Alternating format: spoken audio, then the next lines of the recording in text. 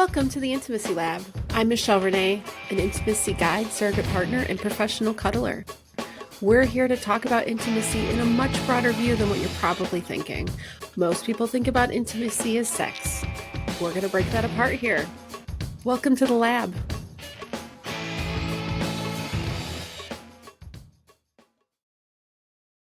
Welcome back to the Intimacy Lab podcast. I almost said the Embrace podcast. I'm Michelle Renee, and I have a little cold, so if I sound a little different, bear with me. Today, we're going to be talking to the Embrace Surrogate Partner Therapy Resource Group team.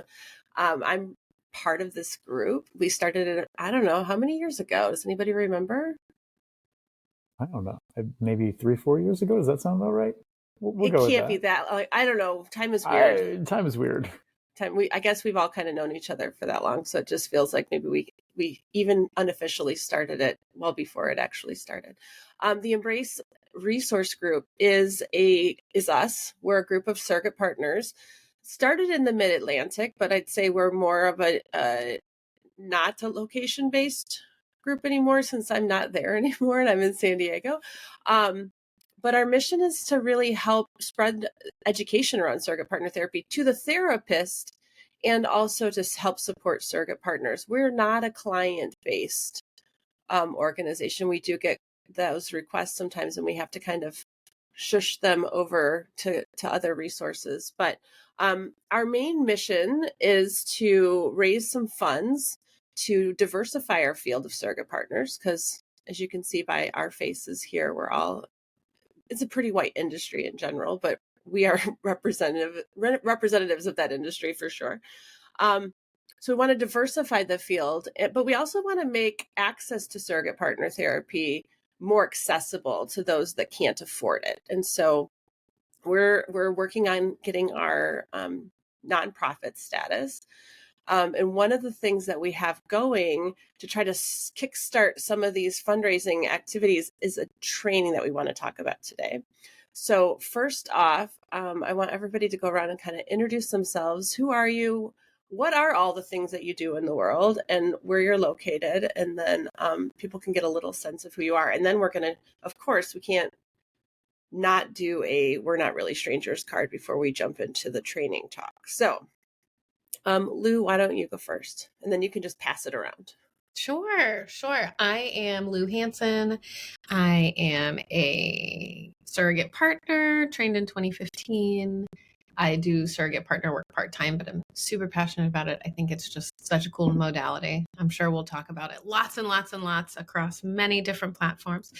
I'm also a licensed clinical social worker. I have an outpatient private practice in which I see individual adult clients, mostly poly, kinky folks, queer folks, but also have the privilege of supervising surrogate partner work for my esteemed colleagues, which has been a really cool addition to my practice.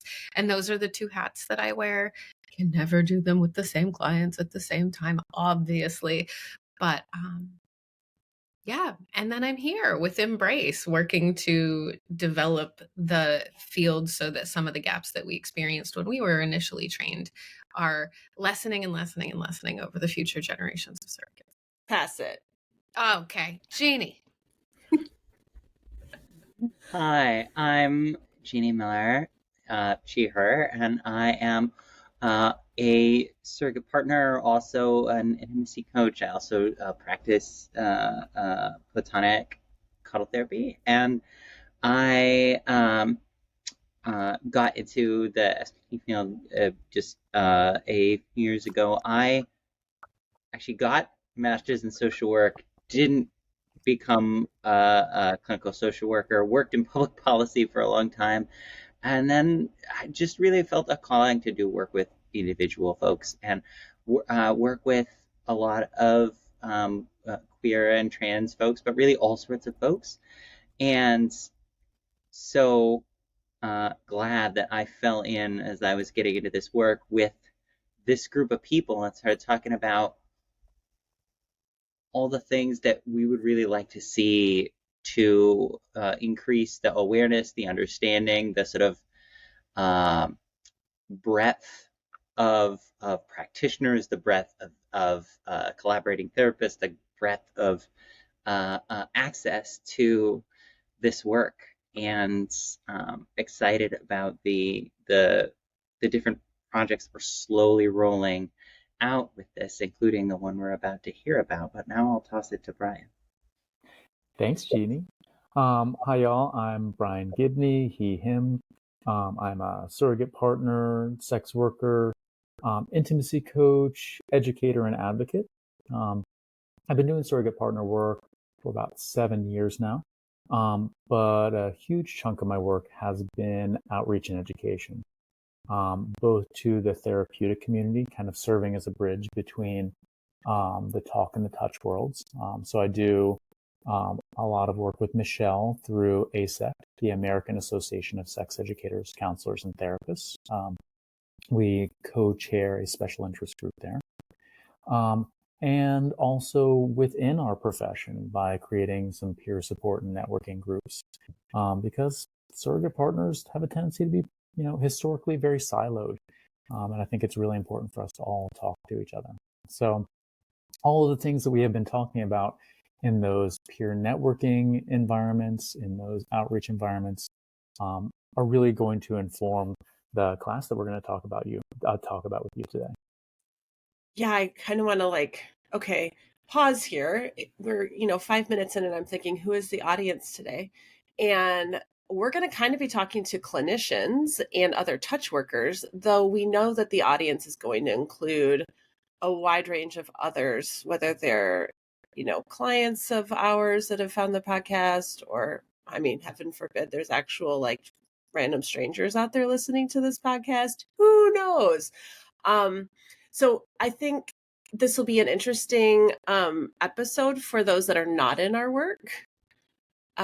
We should probably do a quick, what is surrogate partner therapy? Blurb real quick. I guess we'll do our card first. Then we'll do a blurb, just in case people are sticking around because they want to know more about the modality, in addition to what we're offering, even though they may not qualify to take the class that we're going to talk about today.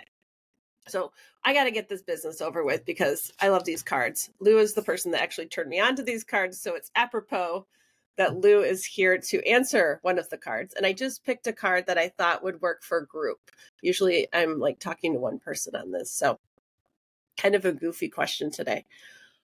We'll go through and each of us will answer what do we think the other person's go-to karaoke song is? Oh, geez. So I think we'll start. I'm going to put the spotlight on Lou and have all of us guess what Lou's karaoke song is. Let's see here.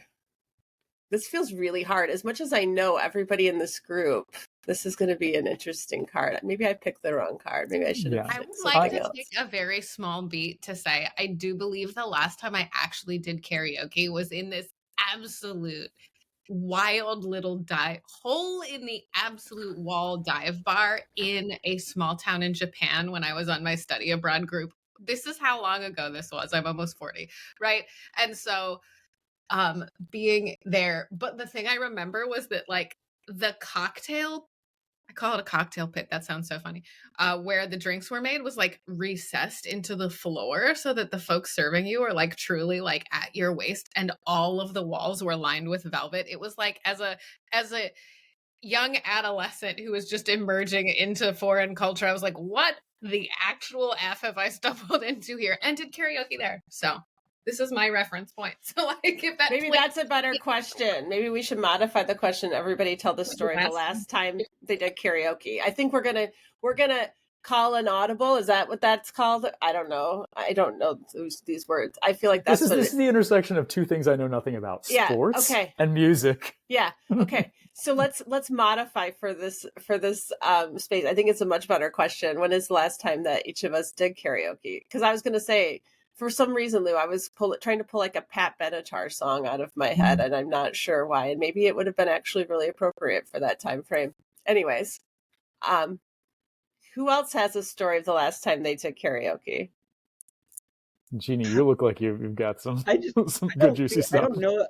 I feel like I'm thinking of Pat Benatar songs that I know, and I'm like, there's some bangers that I would do in karaoke, but I don't know that I would want to like attribute them to another person because very loaded. So The only song that comes to mind is Hell is for Children, and I'm like, Yeah, huh. no. Wow. Yeah. There's Love is a Battlefield. Like it's, Yeah, there we go. I don't Classic, want yeah. to personalize any of that material. Last time I did karaoke was just a couple of months ago. Last time that I was in Ottawa visiting my chosen family up there, and I my my people really got treated to me making quite a goofy spectacle of myself, and I cannot for the life of me now remember. Oh yeah, I did like my current favorite song, which is Peter Gabriel's Salisbury Hill. But I also did something that was a bit saucier and was like doing a whole floor show, and I couldn't tell you now what it was. It was a lovely little gay bar that has karaoke weekly. It has like 80% of who's there is like they're regulars that are so regular that they have assigned themselves regular seats. It's very cozy. And are they really good? Some of them are really good. Yeah. And some of them are really charming. as long as you're one of the two. Brian, when's the last time you did karaoke? So I have never done karaoke before. Never. I hear a group field trip coming on. No. I'm with Brian on this. So not only am I a very shy person, but I just don't get music, right? The part that I see in other people's brains where they are like resonating with the music, where they're getting in the groove, not present in me at all. So something like karaoke is completely lost on me, and I find it like this really fun anthropological like experiment to observe other people doing it, but nothing entertaining about it for me. I have never done it in a bar. There's like the last time, there's only 2 times I've ever done it. And once was in my home with a girlfriend on a icy New Year's Eve in high school. But the last time was also a similar situation. I was at Ruby Riders. She was like, come for a karaoke party at my place. And I'm like, yeah, sure. A reason to hang out with Ruby. And I was already up in LA, so it made sense to drive out there. And she has a whole freaking setup with a soundboard, and like she lives with her daughter and her daughter's partner, and they love karaoke. So they do this stuff, I guess, just like game night at their house.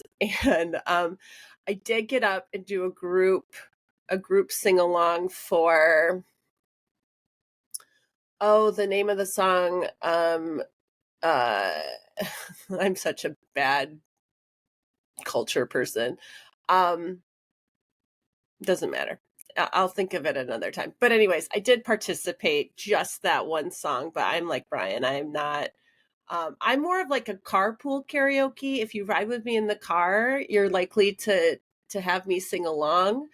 But I am not a get on stage with a microphone. My mother was a singer, and I just don't have her voice. And I think I don't find the fun in like just being in it. Now, my husband, he will pick like Iron Maiden, and he's so enthusiastic.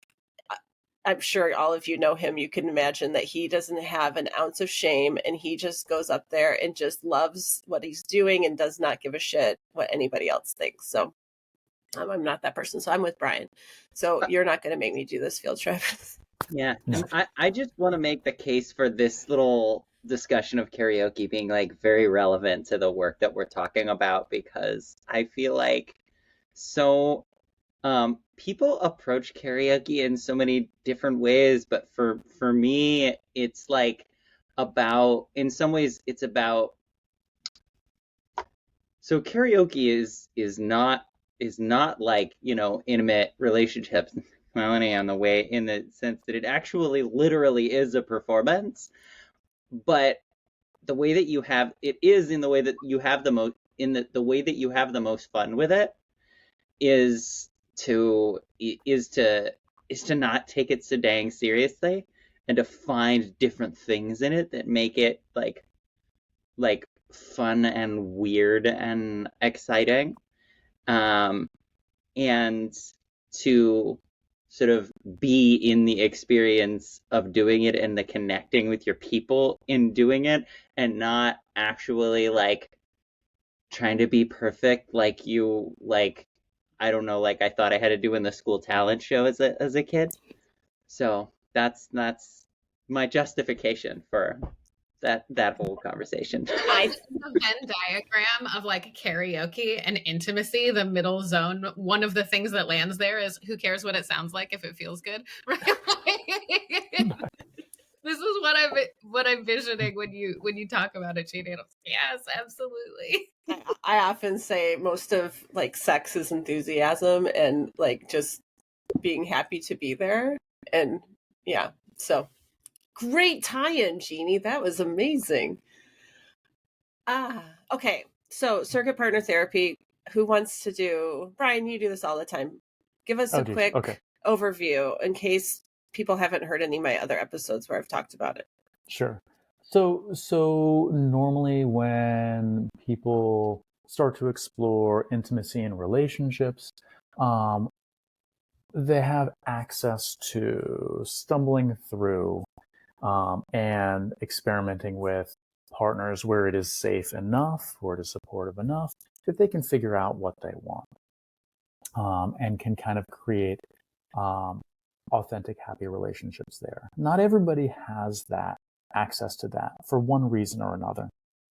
So what surrogate partner therapy is a way for clients to start to experiment with both emotional and physical intimacy in a safe container that is therapeutic as well. So surrogate partner therapy always happens with a talk in conjunction with talk therapy.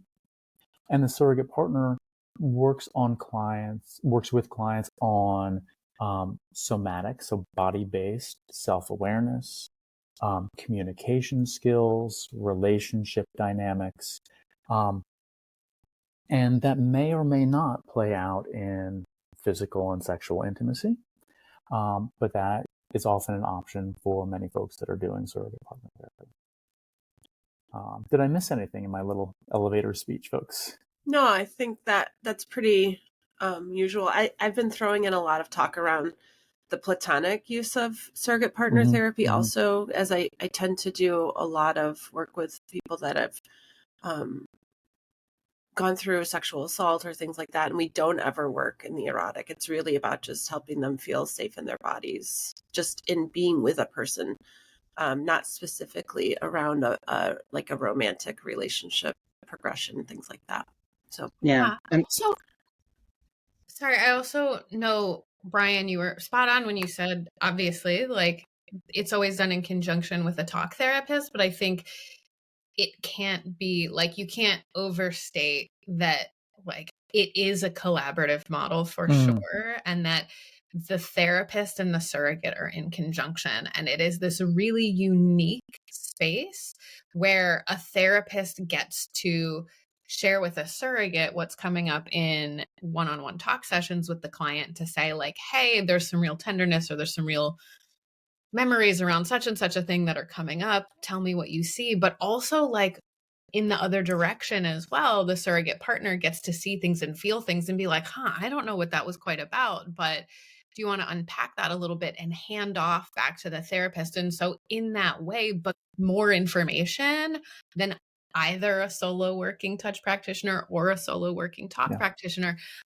the progression typically happens in a way that is deeper and also faster.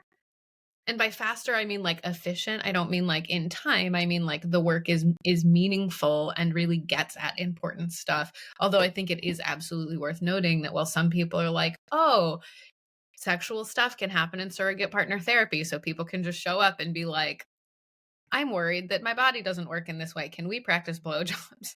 It is like, I'm not going to tell you that never comes on the table, but I am going to say, because of the way it's structured, because of what the focus of the work is, and it's about relational dynamics, it's about the trust and the safety and the self-awareness, that it is a it is a slow build in that way, that there isn't this rush to check things off the activity list. It is much, much, much slower and deeper about how we support people in assessing where those skill levels are, assessing where their gaps are, providing like psychoeducation and also like deep lived experience of all these things to help build it back up, and all with the support of a therapist at the same time, which is so cool.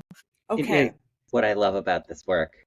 There's so many things, but part of it is, just sort of being a team, the three people, the client, the talk therapist, the SP, like working together and sort of seeing things that we wouldn't necessarily see individually or just any two of us. And the idea, to what you said, Michelle, of like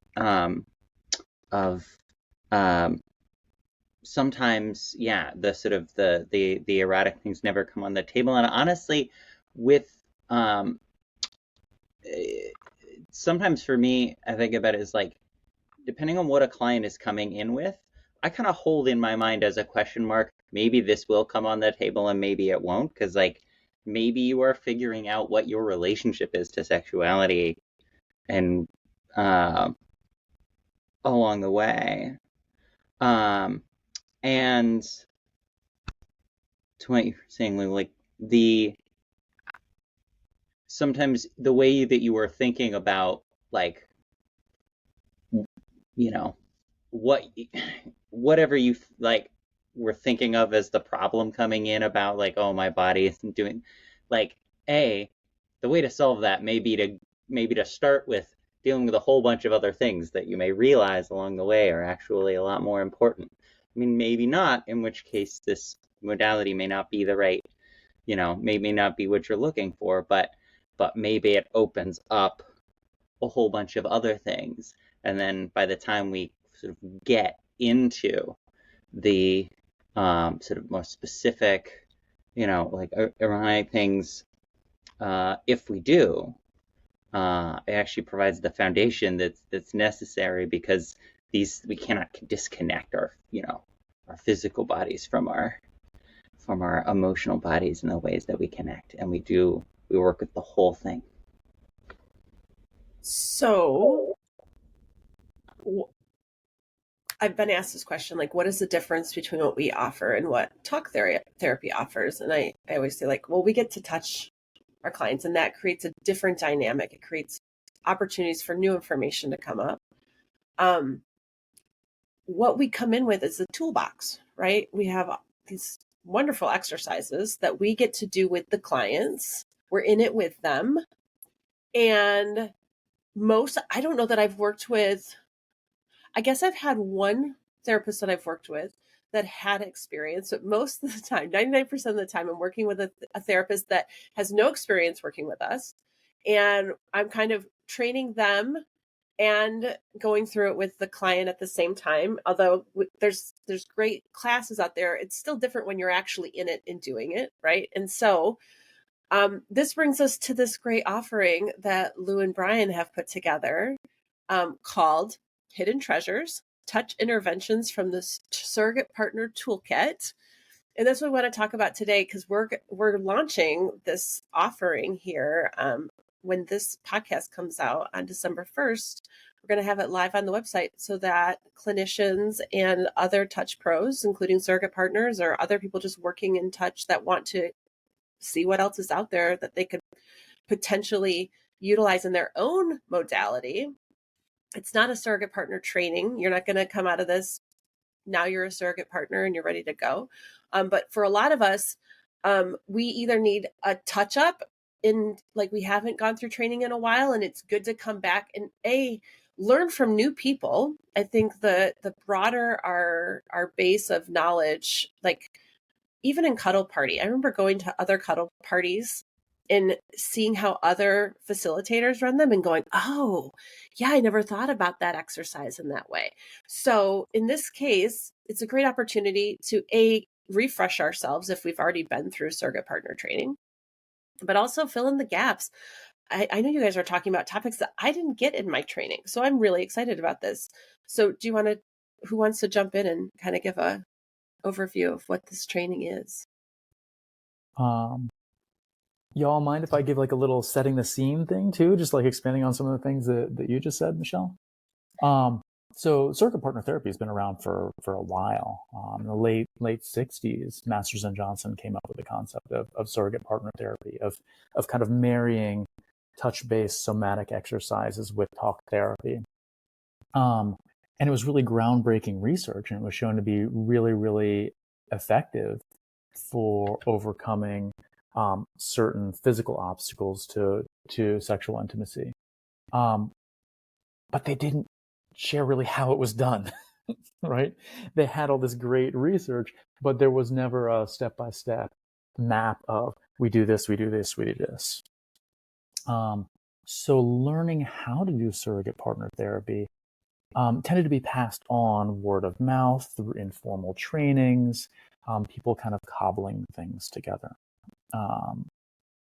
And sometimes that meant people learned surrogate partner therapy from a therapist who had heard about it. Sometimes it meant people read about it in a book and there were practitioners already in certain types of touch work and they cobbled things together.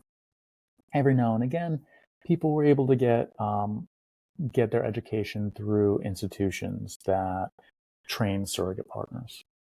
But even so, professionals were super siloed, right? Like we all kind of had our different way of doing different exercises. Switching gears, through my work with ASECT, I did a fall institute in 2019 where we really wanted to bring lessons that we learned from body work, from touch work, to the talk therapy community. And the talk therapists, their minds were blown, right? They were like, wow, we need, like, how did we not know about this stuff?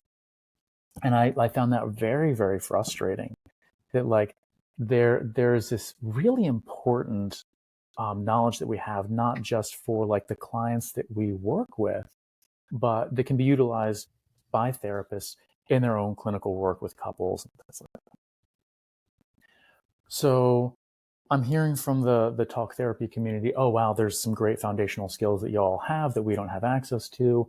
I'm talking to the surrogate partner community saying, oh, wow, we don't have a really integrated network of touch practitioners where we can trade notes about what these different things are, what these different exercises are, how we do them, how we process them with clients, how we communicate about them to talk therapists. So these classes are really an opportunity to tie all those things together, right? To have a venue where we can say, here are the core exercises that we do. This is why we do them. And now you all who are taking the classes are going to experience those exercises. You're going to practice those exercises with that theoretical knowledge, and then come back to us in group and process it together and be like, how did that resonate with you? What did you notice in your partner? In the way that we would do with our clients. So yeah. I think you point out such a beautiful thing is that like we're gonna have a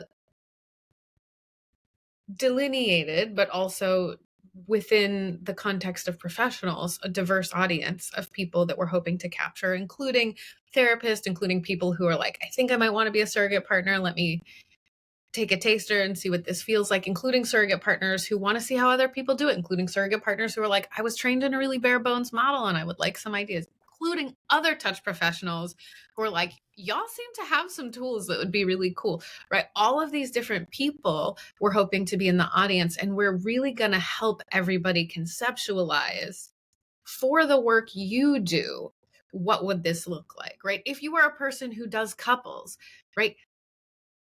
I always say like surrogate partners are surrogate partners, right? Like you absolutely have partners that you work with as a couples clinician to say like you can assign this homework to these folks and it's going to be more legible to you. It's going to be more accessible and easier to talk about and easier to decipher once you've had the experience of being like, oh, that's what that felt like. That's what that experience was, right? And so we're going to help couples therapists talk about what does that look like to assign this for homework and which pieces of it feel okay to do in your office. Some of this stuff is like really good communication exercises, really basic platonic engagement stuff, but it's so diagnostic and it's so rich in the way that it gives us information about the way people are working and where their blockages are, right? And in the same way, we're hoping to look at people who are clinicians who only work with individual people. What if this is accessible to you? How would it show up? How would you talk about this and generalize that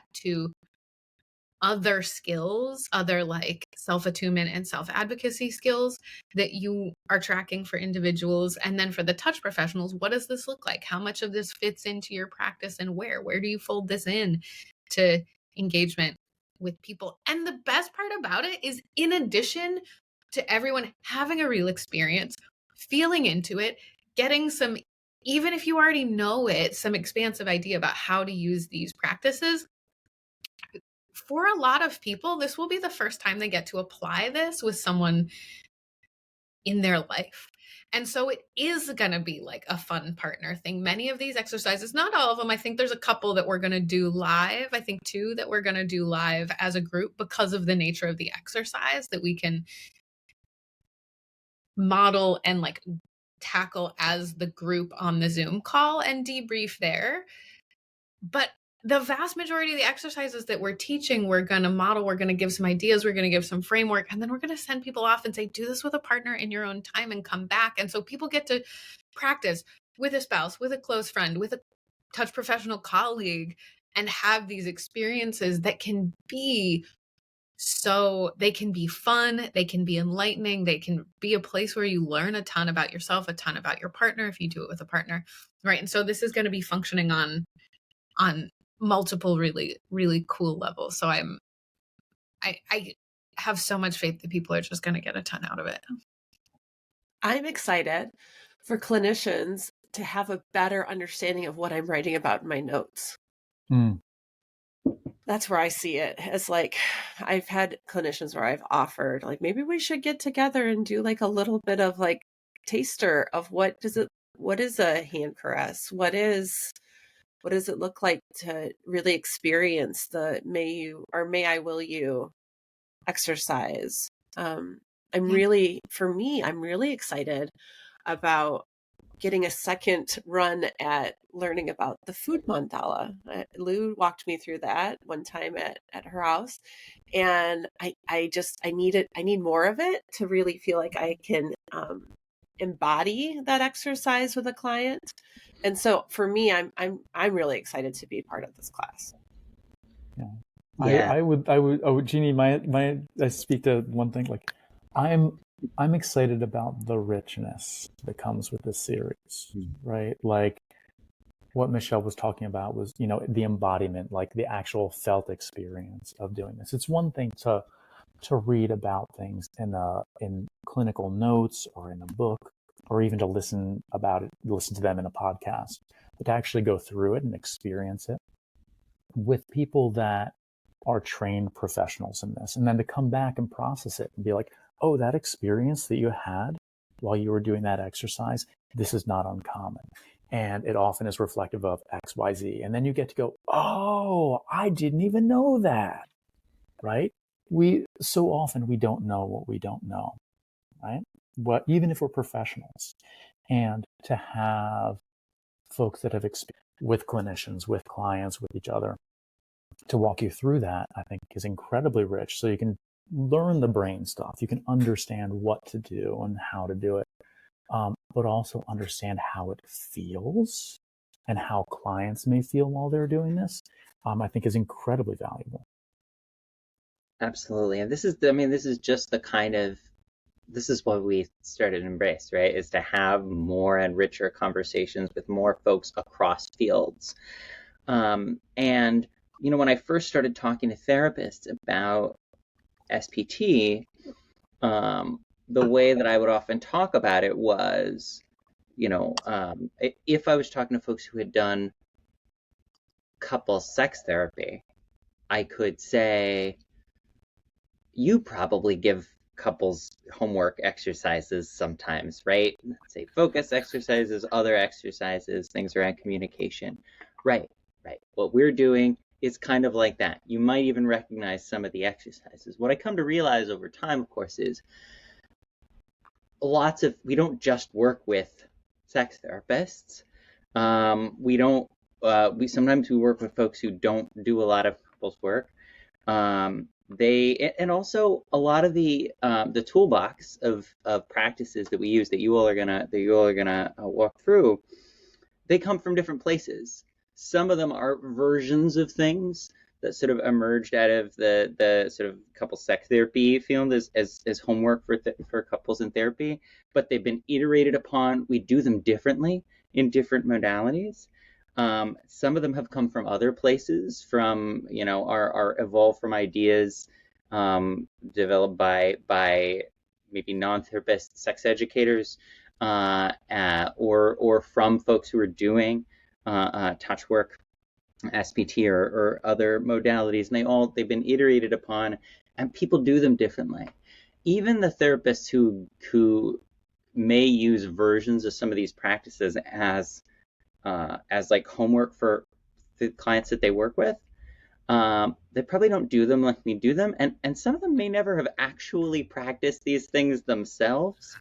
And so I think we're gonna have really cool conversations, both about how we approach it, how we approach doing these differently, maybe in different settings, but also about what it's actually like to experience the thing, rather than, I think that even though our whole deal in this work is about experiential learning, a lot of the conversations that we have, I think, with other professionals are often very heady. And I think this is going to be a really, really, really cool way to approach it, in, sort of talking as interdisciplinary professionals in a very experiential way. I cannot emphasize enough, if I can jump in with a little story, right? What it is to be in it and have your own aha. And I think a lot of us who are clinicians, I say with my clinician hat on, a lot of us who are surrogate partners are like, right, I'm here because I'm pretty good at some of this shit, right? Like, I'm not in the top 1% of intimate humans in the world, certainly not, but like, a lot, you've taken your time to learn your stuff, where your baggage is. Like, in general, we're pretty decently confident people about this stuff a lot of times. When I went in my surrogate partner training, I had this moment with my partner, and to set it up, like, I had met this person a couple days before. We're in some of the like beginning pieces of the work. We're doing this piece for my surrogate partner colleagues out there. We were utilizing the may I will you structure to navigate more of a like, okay, use may I will you to negotiate what you want to do on a touch level kind of thing, which we do sometimes. And I thought I was having a lovely experience, and this was great. And when we get to the group debrief after it, my partner says to the whole room of people, including our trainer, yeah, but I did something that I didn't want to do. I was really just telling her what I thought she wanted to hear. And I lost my fucking marbles. And it's like, these are the moments where you get the experience of saying, I didn't realize that I had a thread in there that was so tender that as soon as somebody plucked it, it was like, whoo, I have some stuff around that. Ouch. But having that moment and seeing how it can manifest inside like one structured exercise with someone you maybe don't even know super well, like to feel what it is to like touch that and shine the light on it and say like, okay, we found a tender spot. Like, let's unpack it. Let's talk about what it is. Like, that gives you such a felt experience of what this work not only can hold for clients, but how vulnerable it is for clients. Like, that's what we're hoping that people can touch and go like, oh shit, like to recognize the power and the vulnerability and kind of like what it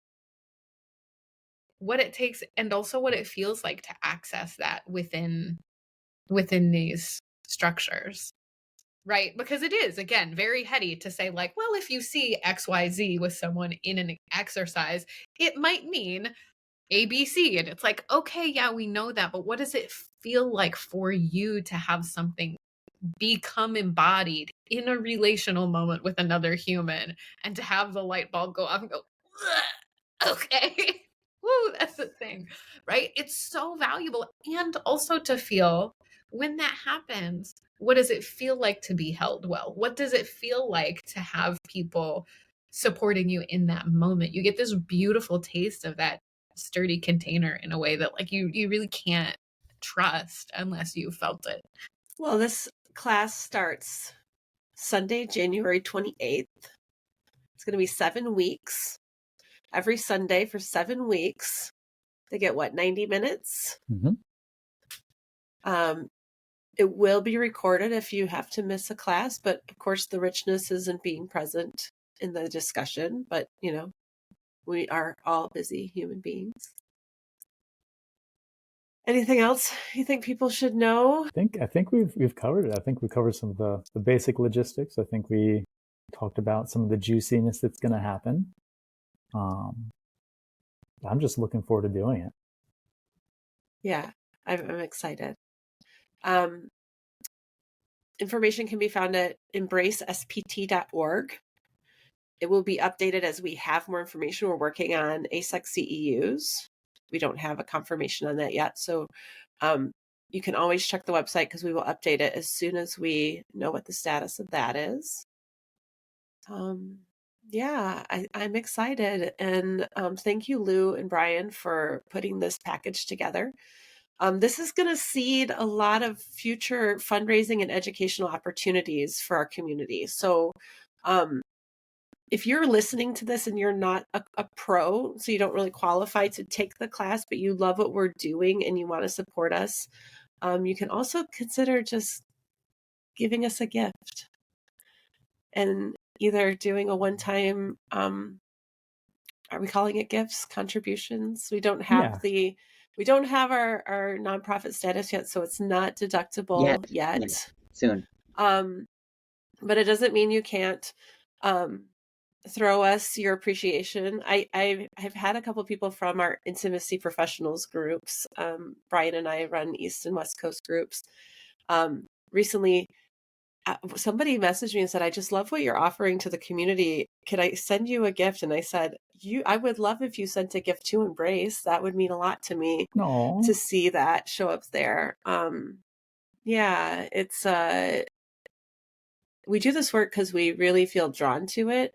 But I know all of us give a lot of our time to our community. And I just, again, Brian and Lou, I can't thank you enough for what you're offering here, because it's going to fill in some gaps for me. And Brian has filled in so many gaps in my career path as my mentor for a long time now. And I know that when I was starting in this work, having him available to show me a hand caress in person was awesome. I know we can't all have access to that in person. This will be, I think, the next best way to work this stuff out as professionals, to bring it to our people and understand our work, or however you decide to show up for the space. Like, again, this is for pros. It's not for people that want to work on this in a DIY fashion with their partner. Please don't enroll for this if you're not a professional.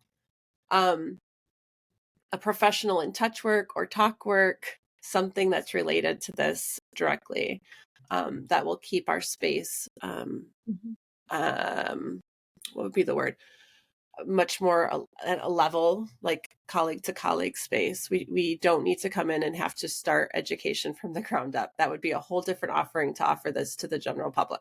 Yeah. So that is not this. And I think we've priced it accordingly to encourage that not to be the situation.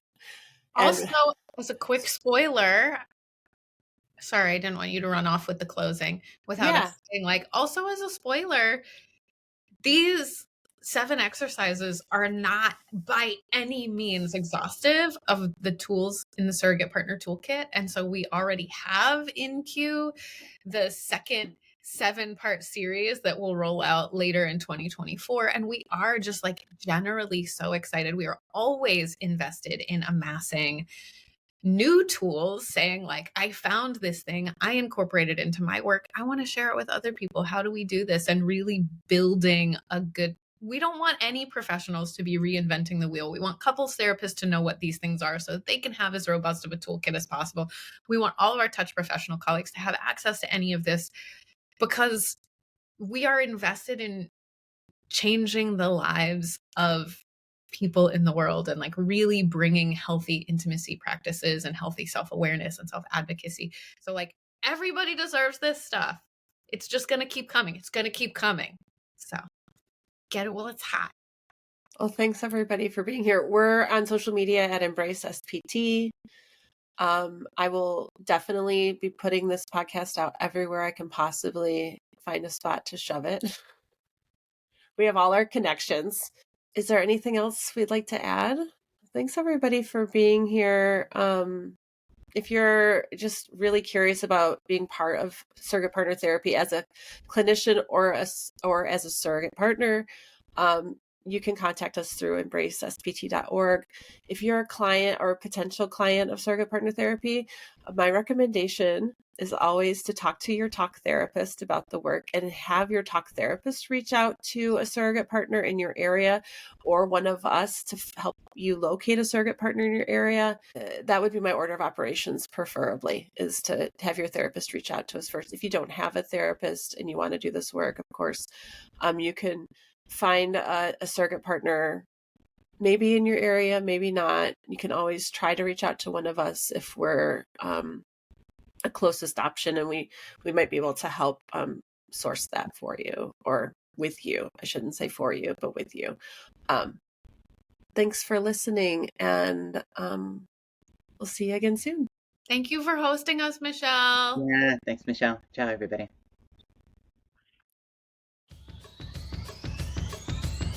Thank you for joining us. If you'd like to comment, pose a question, or learn more about the guests often featured on the show, visit us at intimacylabpodcast.com. Please also take a moment to review us on your favorite podcast app. It's one of the best ways to show your support. As for me, you can find out more about my work at meetmichellerenee.com, as well as on most social medias at meetmichellerenee. Let's connect again soon.